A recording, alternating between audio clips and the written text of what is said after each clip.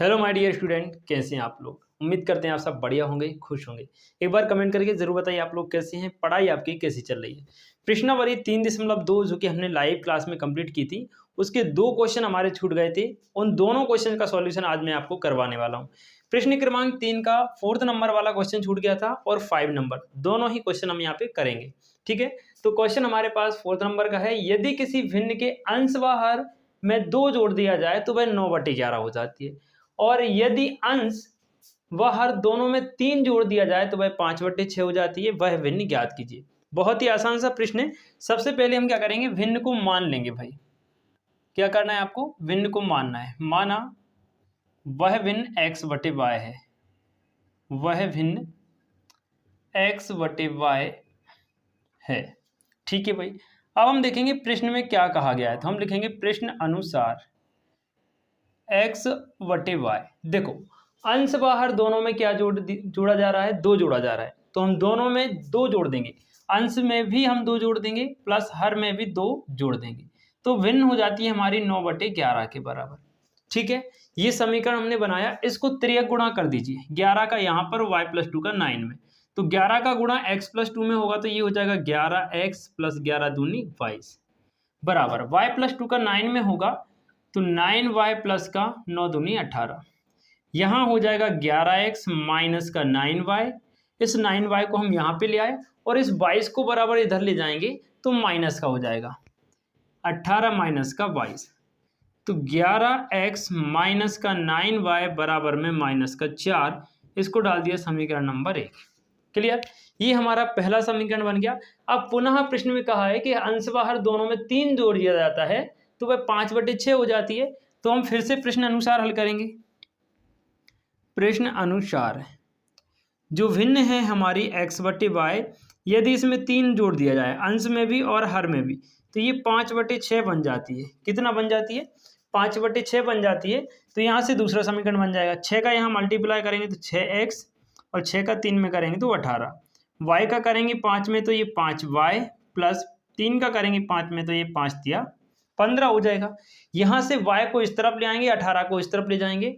देखिएगा 6x minus के 5y बराबर 15 माइनस के हो जाएंगे 18। 18 को यहाँ ले आए, ये बचेगा 6x माइनस का 5y बराबर में माइनस का 3। ये हो गया नंबर 9 का समीकरण। दूसरे नंबर का समीकरण हमने यहाँ पे बना लिया। ठीक है भाई, तो 2 या फिर एक समीकरण से आप या तो x का मान निकाल लें या फिर y का मान निकाल लेंगे तो आपका आंसर निकल आएगा। ठीक है, तो हम यहाँ से समीकरण 1 से हल करेंगे। समीकरण 1 से देखो, समीकरण 1 है भाई अपने पास 11x माइनस का 9y बराबर में माइनस का 4।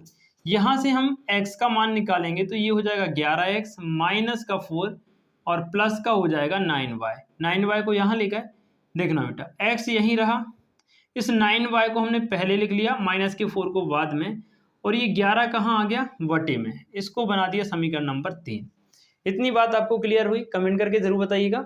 x का जो मान आया इसको उठाएंगे और समीकरण नंबर 2 में रख देंगे। कहाँ रखेंगे, दूसरे समीकरण में। तो हम लिखेंगे x का मान समीकरण नंबर 2 में रखने पर, समीकरण 2 में रखने पर देखो भाई दूसरा समीकरण क्या है, 6x माइनस 5y माइनस का 3। तो हम रखेंगे 6x का मान कितना आया, 9y माइनस का 4 अपॉन में 11। ये हमने रख दिया भाई x का मान, माइनस का 5y बराबर माइनस का 3। तो ये माइनस का 5y बराबर में कितना हो गया, माइनस का 3।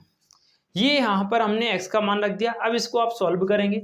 देखना 6 का अंदर मल्टीप्लाई होगा तो 6 9 में 54 हो जाएगा, साथ में y माइनस 6 का 4 में करेंगे तो 6 चौके 24 हो जाएगा, बटे में 11 माइनस का 5y बराबर में माइनस का 3। ये हो जाएगा 54y माइनस का 24 और 11 का 5 में होगा तो 11 पंजे 55y बराबर 11 का हो जाएगा माइनस के 3 में माइनस के 33। उम्मीद करते हैं यहाँ तक आपको कोई समस्या नहीं होनी चाहिए। देखना भाई ये अपना 54y था ना, यहाँ पे y लिखो इसके साथ में 54y। अब ये देखो 55y में से 54y घटाओगे तो केवल माइनस का y बचेगा बराबर माइनस का 33 और 24 इस तरफ जाएंगे तो ये आपका प्लस का हो जाएगा। ठीक है भाई, माइनस के 33 में से 24 को घटा दो कितना बचेगा, माइनस के y बराबर बचेगा माइनस के 9। माइनस से माइनस कैंसिल हो जाएगा, y बराबर कितना आ गया 9 आ गया भाई। y की वैल्यू हमने कितनी निकाली यहाँ पे 9 आ गई। अब जो y का मान 9 आया है इसको समीकरण नंबर कहाँ रखेंगे 3 में, इस वाले समीकरण में रख देंगे। ठीक है, हम लिखेंगे y का मान समीकरण 3 में रखने पर, समीकरण 3 में रखने पर देखो भाई समीकरण 3 क्या दिया है, x बराबर 9y माइनस का 4/11। जहां पर y दिया हुआ है वहां पर हम 9 रख देंगे। तो यहां देखना भाई x बराबर 9, y का मान कितना आया बेटा 9 आया, माइनस का 4/11। देखना x बराबर हो जाएगा 11 है, 9 नाम 81 माइनस का 4/11, x बराबर हो जाएगा 81 में से 4 जाएंगे तो 77/11। इससे ये कटेगा 7 बार, x का मान कितना आ जाएगा 7 आ जाएगा। ठीक है, तो x की वैल्यू हमने 7 निकाली, y की वैल्यू कितनी निकाली 9। हमने भिन्न को माना था x/y, तो x और y की जगह आप x y के मान रख देंगे यहाँ पर, तो आपकी भिन्न निकल आएगी। आप लिखेंगे अतः वह भिन्न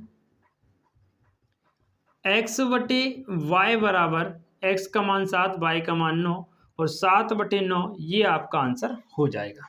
क्लियर है? एक बार मुझे कमेंट करके आप बताइए कि आपको क्वेश्चन अच्छे तरीके से समझ में आ गया।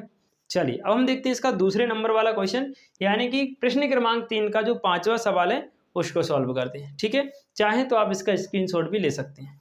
क्लियर?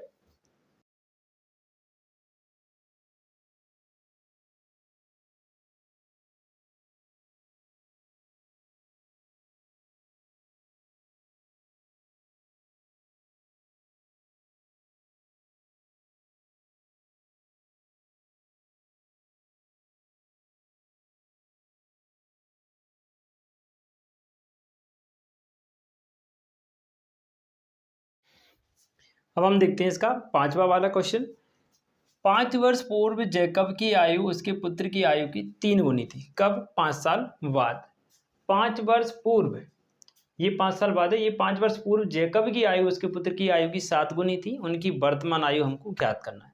देखिएगा, दोनों की वर्तमान आयु आप मान लीजिए, माना पुत्र की वर्तमान आयु, पुत्र की वर्तमान आयु बराबर x वर्ष तथा जैकब की वर्तमान आयु y वर्ष। जैकब की वर्तमान आयु बराबर हमने मान ली y वर्ष है। ठीक है, दोनों की वर्तमान आयु हमने मान ली। अब प्रश्न पे ध्यान देते हैं, प्रश्न क्या कहता है। तो हम लिखेंगे प्रश्न अनुसार।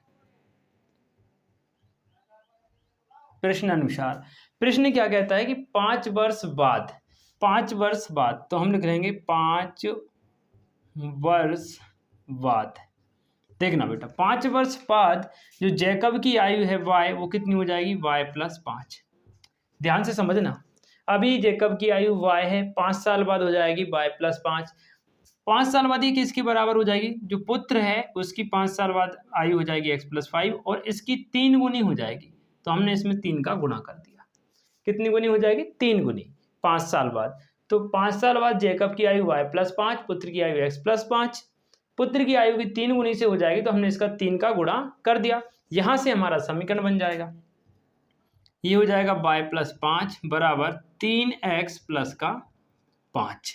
ठीक है भाई, चलिए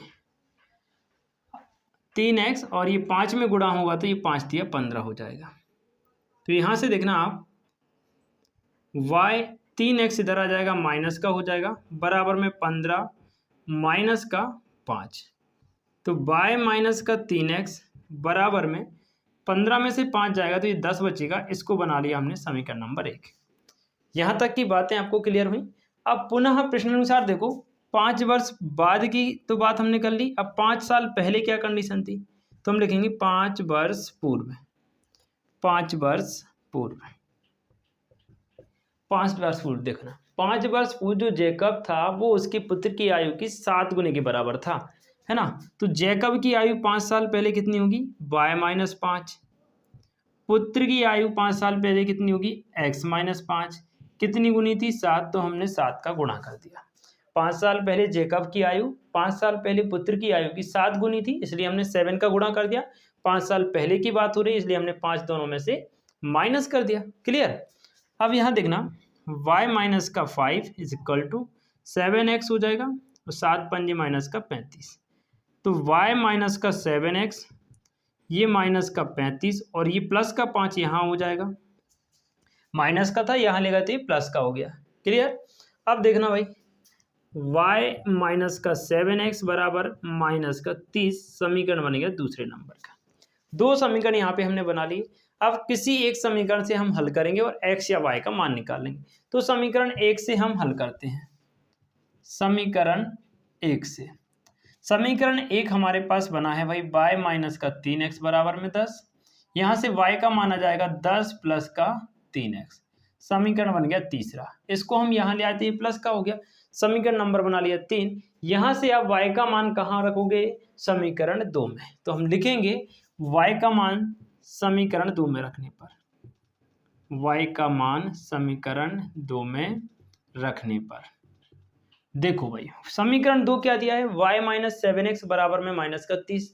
तो हम यहाँ लिखेंगे y की जगह आप रखेंगे क्या, 10 प्लस 3x, 10 प्लस का 3x, ये y था ना, y की जगह हमने रख दिया 10 प्लस 3x, माइनस 7x है तो माइनस का 7x कर दिया, बराबर में माइनस का 30 है तो माइनस का 30 कर दिया। उम्मीद है यहाँ तक आपको कोई क्लियर दिक्कत नहीं होगी। 3x में से 7x जाएगा, माइनस का 4x बचेगा, माइनस का 10 और ये 4 यहाँ जाएगा तो माइनस का 10 हो जाएगा, सॉरी माइनस का 30 और ये 10 इधर जाएगा तो माइनस का 10 हो जाएगा। 30 और 10 जुड़ के हो जाएंगे माइनस के 40, माइनस का 4x बराबर में माइनस के 40, माइनस से माइनस कट गया, x बराबर आ गया 40/4। इससे इसको काट दिया तो x का मान कितना आ गया भाई, 10 आ गया। x का मान आ गया, यानी x हमने पुत्र की आयु मानी थी, पुत्र की आयु आ गई 10 वर्ष। अब पिता की आयु निकालने के लिए आप x का मान समीकरण 3 में रखेंगे। लिखेंगे यहाँ x का मान समीकरण 3 में रखने पर, 3 में रखने पर देखो भाई y बराबर 10 प्लस 3, x का मान आया 10, तो y बराबर हो जाएगा 10 प्लस 10 और 3 30, 10 का 3 में गुणा 30, y बराबर कितना आ गया 40। यानी कि y का मान आ गया हमारे पास 40। इसका मतलब ये हुआ कि जो जेकब था उसकी वर्तमान आयु 40 वर्ष है, पुत्र की वर्तमान आयु कितनी आ गई 10 वर्ष। ये आपके 5वें नंबर के प्रश्न का आंसर हो जाएगा। उम्मीद करते हैं आपको दोनों प्रश्न बढ़िया तरीके से समझ में आ गए होंगे। ये मैंने रिकॉर्डेड वीडियो के माध्यम से दिए क्योंकि सिर्फ 2 क्वेश्चन बचे थे। अब 2 क्वेश्चन के लिए लाइव क्लास लेते मज़ा नहीं आता, तो मैंने आपको डायरेक्ट रिकॉर्डेड में दे दिए। बाकी अब लाइव क्लास में हम आज की क्लास में प्रश्नावली 3.3 के बाकी क्वेश्चन करेंगे। ठीक है भाई, चलिए मिलते हैं आप सभी से शाम की लाइव क्लास में 8:30 बजे। आप सभी ज़रूर आइएगा भाई, शाम को 8:30 बजे लाइव क्लास में।